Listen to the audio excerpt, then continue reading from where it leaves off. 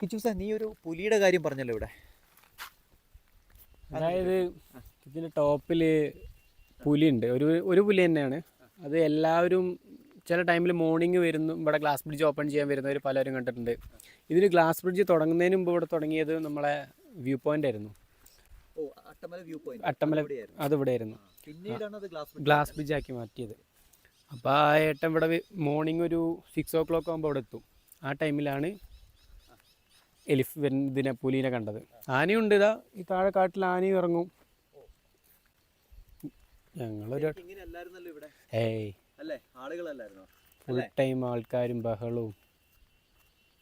ഇനിയിപ്പോൾ അത് ഇല്ല. ഇത് എങ്ങോട്ടേക്കാ ശരിക്കും ഗ്ലാസ് ബ്രിഡ്ജ് പോകുന്നത്? ഞാനത് കണ്ടിട്ടേ ഉള്ളൂ കേട്ടോ, ഞാൻ ഗ്ലാസ് ബ്രിഡ്ജ് കണ്ടിട്ടില്ല. പലതവണ ഈ വരണം എന്ന് വിചാരിച്ചു, നടന്നിട്ടില്ല. ഇതിലെ നേരെ ഉള്ളിലോട്ട് പോകും. ഒരു ഈ വഴി നേരെ സ്ട്രെയിറ്റ് അങ്ങോട്ട് പോകും.